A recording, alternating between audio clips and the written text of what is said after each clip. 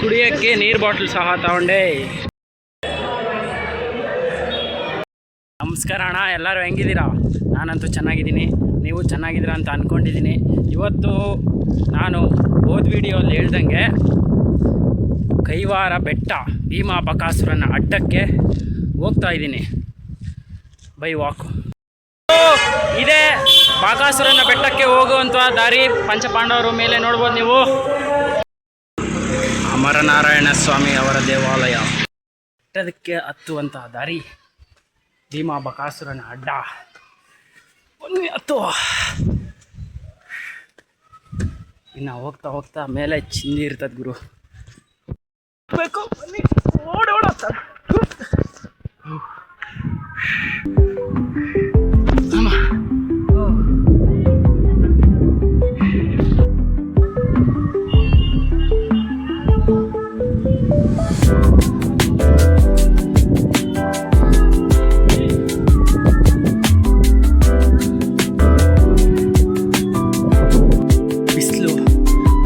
ಮಧ್ಯಾಹ್ನದಲ್ಲಿ ಬಂದಿದ್ದೀನಿ. ಇಂಥ ಟೈಮಲ್ಲಿ ಬರಬಾರ್ದು. ಬೆಳಿಗ್ಗೆ ಬರಬೇಕು, ಇಲ್ಲ ಸಂಜೆ ಬರಬೇಕು. ಇಷ್ಟೊತ್ತಲ್ಲಿ ಬಂದರೆ ಹಿಂಗೆ ಇರುತ್ತೆ. ಸೆಕೆಂಡ್ ನೀರು ನೋಡಿ, ಇಲ್ಲಿಂದ ಕೆಳಗೆ ಮೆಟ್ಲು ತೋರಿಸ್ತೀನಿ. ಎಷ್ಟು ಭಯಂಕರವಾಗೈತೆ ಅಂದರೆ ನೋಡಿ, ಈ ಮೆಟ್ಲು ಹತ್ತಬೇಕು. ಆಯಾಸ ಆಗ್ತಿದೆ, ಹತ್ತುತ್ತಾ ಇರ್ಬೇಕೆ.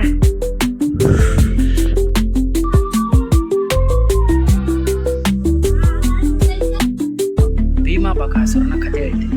ಏನಂದರೆ, ಒಮ್ಮೆ ಇದೆ ನೋಡಿ, ಅದನ್ನು ಏಕಚಕ್ರ ನಗರ ಅಂತ ಕರೀತಾ ಇದ್ರು ಮೊದಲು. ಈಗ ಕಾಲಾಂತರಗೊಂಡು ಕೈವಾರ ಅಂತ ಆಗಿದೆ. ಇಲ್ಲಿ ಮೊದಲು ಒಬ್ಬ ರಾಕ್ಷಸ ಇದ್ದ.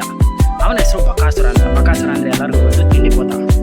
ಅವನು ಮೊದಲು ಈ ಏಕಚಕ್ರ ನಗರ ಅಂದರೆ ಕೈವಾರದಲ್ಲಿ ಇರುವಂಥ ಜನರಿಗೆಲ್ಲ ಹಿಂಸೆ ಕೊಡ್ತಾ ಇದ್ದ. ಯಾವ ರೀತಿ ಅಂದರೆ, ಹೋಗೋದು, ಅವ್ರ ಮನೆಯಲ್ಲಿ ಮಾಡಿರೋಂಥ ಊಟನೆಲ್ಲ ತಿನ್ನೋದು, ಪ್ರತಿ ಮನುಷ್ಯನೂ ತಿನ್ನೋದು.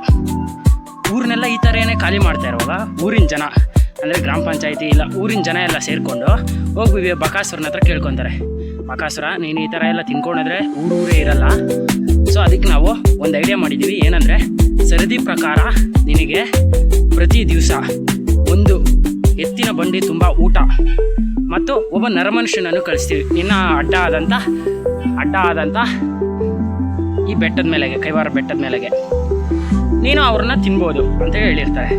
ಇದೇ ರೀತಿ ಆಗ್ತಾ ಇರುತ್ತೆ. ಅದೇ ಟೈಮಲ್ಲಿ, ಅದೇ ಸಂದರ್ಭದಲ್ಲಿ ಇವ್ರು ಬರ್ತಾರೆ, ಪಂಚ ಪಾಂಡವರು ತಮ್ಮ ತಾಯಿ ಸಮೇತ, ಕುಂತಿ ಸಮೇತ ವನವಾಸದ ಟೈಮಲ್ಲಿ.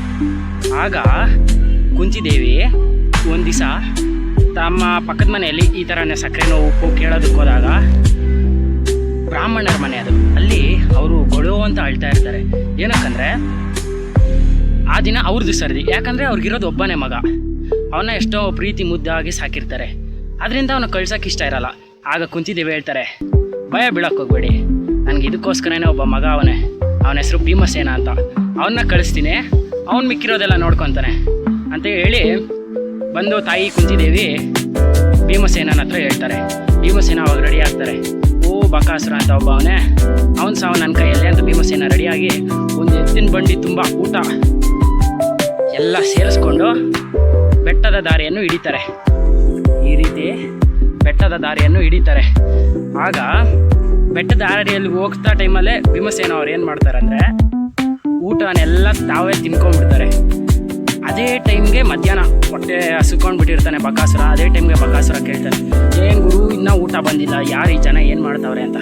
ಅದೇ ಟೈಮ್ ಭೀಮಸೇನ ಹೋಗಿ, ಏ ರಾಕ್ಷಸ ಬಾರ ಈಚೆಗೆ ಅಂತ ಕರೀತಾನೆ. ಆವಾಗ ತುಂಬ ಭೀಕರವಾಗಿ ಹೊಡೆದಾಡ್ಕೊತಾರೆ.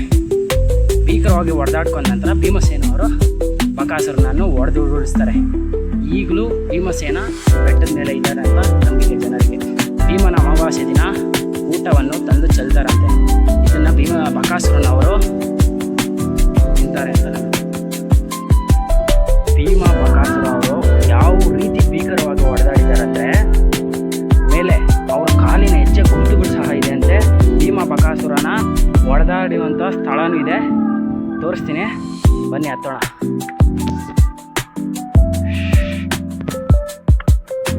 ಏಕಚಕ್ರ ನಗರ ತೋರಿಸ್ತೀನಿ.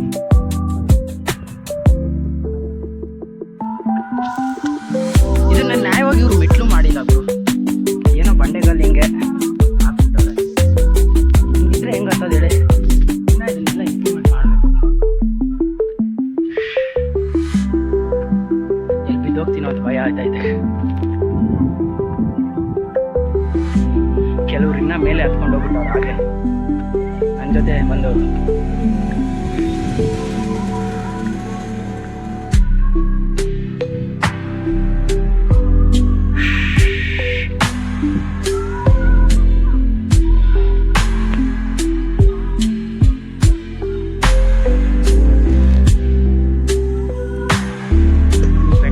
ಸ್ಟಾರ್ಟ್ ಮಾಡಿದ್ದು 2 ಗಂಟೆಯಲ್ಲಿ. ಈಗ ಟೈಮ್ ಎಷ್ಟಾಗೋಯ್ತು ಗೊತ್ತಿಲ್ಲ.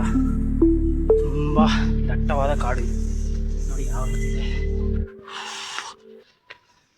ಕಾಡಿನ ಮಧ್ಯದಲ್ಲಿ ಮಾರ್ಗ. ಇದೊಂದೇ ರಸ್ತೆ ಇರೋದು ಮೇಲೆಗೆ ಹೋಗೋಕ್ಕೆ. ರಸ್ತೆ ಎಲ್ಲ ಕಾಲ್ದಾರಿ.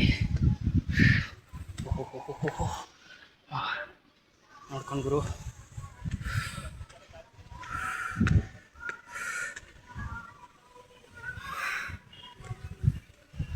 ಆಲ್ಮೋಸ್ಟ್ ಅರ್ಧ ದಾರಿಗೆ ಬಂದಿದ್ದೀನಿ. ಆಲ್ಮೋಸ್ಟ್ ಅರ್ಧ ದಾರಿ ರೀಚ್ ಆದಂಗೆ.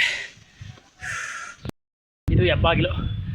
ಭೀಮ ಬಕಾಸುರನ ಯುದ್ಧ ಆಡಿದ ಸ್ಥಳಕ್ಕೆ ಹೆಬ್ಬಾಗಿಲಿದು. ಬಕಾಸುರ ಈ ಸಂಧಿ ಒಳಗಡೆ ಹಿಂಗೆ ಹೋದರೆ ಬಕಾಸುರನ ಅಡ್ಡ ಐತೆ. ಬನ್ನಿ ಹೋಗೋಣ.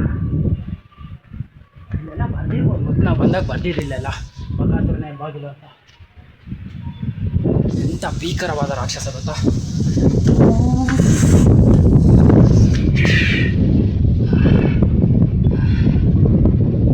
ತುಂಬ ಗಾಳಿ ಸಂಧಿಯಲ್ಲಿ.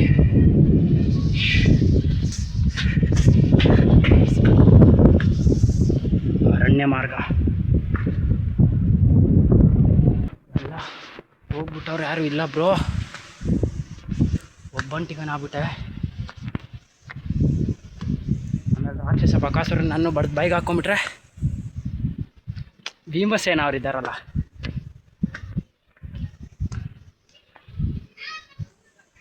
ನೋಡಿ ಹೆಬ್ಬಾಗಿಲು.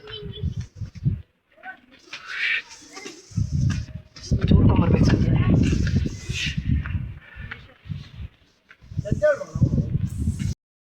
ಎರಡು ದಾರಿ ಐತೆ.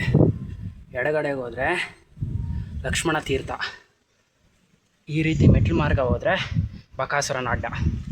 ಫಸ್ಟ್ ನಾವು ಲಕ್ಷ್ಮಣ ತೀರ್ಥವನ್ನು ನೋಡ್ಕೊಂಬರೋಣ. ಇಲ್ಲಿ ಲಕ್ಷ್ಮಣ ತೀರ್ಥ ಏನಂದರೆ, ಅಲ್ಲಿಗೆ ಹೋದ್ಮೇಲೆ ಹೇಳ್ತೀನಿ ಬನ್ನಿ. ಚಿಕ್ಕದೊಂದು ದೇವಾಲಯ ಐತೆ, ಬಾಗ್ಲಾಕವ್ರೆ, ರಾಮ ಲಕ್ಷ್ಮಣರದ್ದು ಅನಿಸುತ್ತೆ. ಇಲ್ಲಿ ಒಂದು ನಿಮಿಷ, ಇಲ್ಲಿ ಕಾಣಿಸ್ತೈತೆ ನೋಡಿ, ಇದೇ ಲಕ್ಷ್ಮಣ ತೀರ್ಥ ಅಂತ.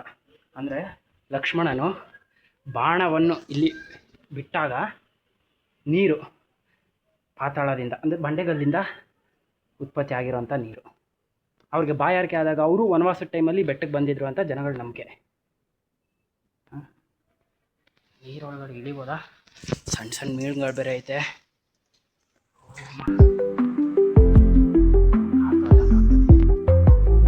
ಕಾಲೆಂದೋಯ್ತು ಯಪ್ಪ, ಕಾಲೆಂದೋಯ್ತು.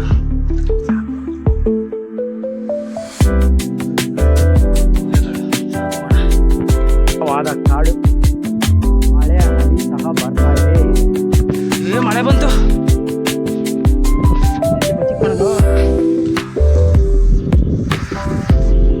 ಮಳೆ ಜೋರು ಮಳೆ ಬರ್ತಾ ಇದೆ. ಹಿಂದೆ ಬೆಟ್ಟದ ಮೇಲೆ ಯಾವಾಗ ಬರ್ತಾ ಗೊತ್ತಿಲ್ಲ.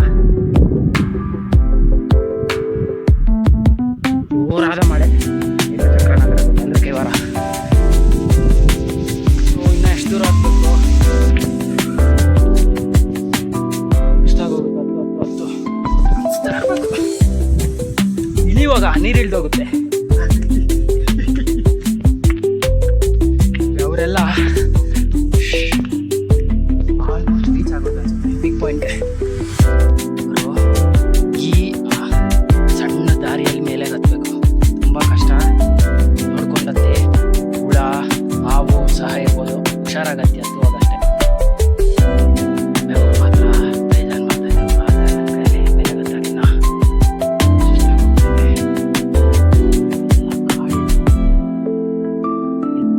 ದೇವ ಕರುಣಿಸು ತಂದೆ, ಈ ಬಿಸಿ ತಡೆಯಕ್ಕೆ ಆಗ್ತಾ ಇಲ್ಲ ತಂದೆ.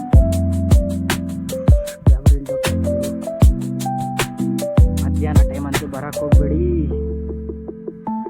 ಹತ್ತಿರವಾಗೆಲ್ಲ ಹತ್ಕೊಂಡ್ಬಂದಿದ್ದೀನಿ. ಹಿಂಗೆಲ್ಲ ದಾರಿ ಸಹ ಇಲ್ಲ ನೋಡಿ. ಇಷ್ಟು ಮೇಲೆಗೆಲ್ಲ ಬರಕ್ಕೆ ಹೋಗ್ಬೇಡಿ. ನಿಮ್ಗೆ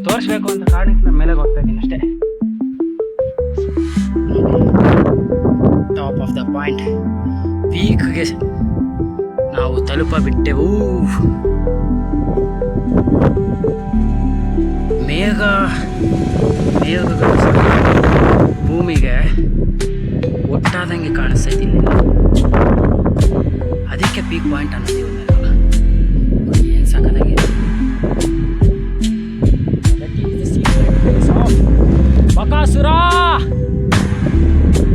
ಬಕಾಸುರನನ್ನು ಒಡೆದು ಸಾಯಿಸಿದಂತ ಭೀಮಸೇನ.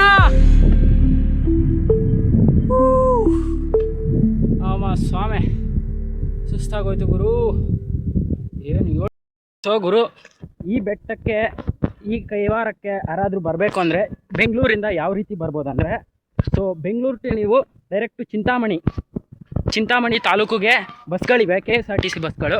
KSRTC ಬಸ್ಗಳ ಮುಖಾಂತರ ಚಿಂತಾಮಣಿಗೆ ಬಂದು ಚಿಂತಾಮಣಿಯಿಂದ ಆಟೋ ರಿಕ್ಷಾಗಳನ್ನು ಹಿಡಿದ್ರೆ ನೀವು ಒಂದು 100-150 ರೂಪಾಯಿ, 100 ರೂಪಾಯಿ ತಗೊತಾರೆ ಅಷ್ಟೇ. ಈ ಕೈವಾರ ಕ್ಷೇತ್ರಕ್ಕೆ ತಂದು ಬಿಡ್ತಾರೆ ನಿಮ್ಮನ್ನು. ಈ ಕೈವಾರ ಕ್ಷೇತ್ರದಲ್ಲಿ ಶ್ರೀ ಕಾಲ ಜ್ಞಾನಿಗಳಾದಂಥ ಕೈವಾರ ತಾತಯ್ಯನವರು ಇರುವಂಥ ಸ್ಥಳವಾಗಿರುತ್ತದೆ ಇದು. ಮತ್ತು ಈ ಭೀಮ ಬಕಾಸುರನ ಬೆಟ್ಟವನ್ನು ನೀವು ಸಹ ನೋಡ್ಬೋದು. ಮತ್ತು ಕೈವಾರ ತಾತಯ್ಯನವರು ಜ್ಞಾನೋದಯಗೊಂಡಿರುವಂಥ ಕೈವಾರ ತಾತಯ್ಯನವರ ಗುಹೆಯನ್ನು ನೀವು ಸಹ ನೋಡ್ಬೋದು. ಸೊ ಡೈರೆಕ್ಟ್ ಮೆಜೆಸ್ಟಿಕ್ ಇಂದ KSRTC ಬಸ್ಸನ್ನು ಹಿಡಿದ್ರೆ ನೀವು ಚಿಂತಾಮಣಿಗೆ ಬಂದು ತಲುಪ್ತೀರಾ. ಚಿಂತಾಮಣಿಯಿಂದ ಆಟೋ ರಿಕ್ಷಾ ಅವ್ರನ್ನ ಕೇಳಿದ್ರೆ ಕೈವಾರ ಊರಿಗೆ ಬಿಡಿ ಅಂದರೆ 100-150 ರೂಪಾಯಲ್ಲಿ ಕೆಲಸ ಆಗೋಗುತ್ತೆ. ಸೊ ಈ ರೀತಿ ನೀವು ಕೈವಾರ ಬೆಟ್ಟಕ್ಕೆ ಸೇರ್ಬೋದಾಗಿದೆ.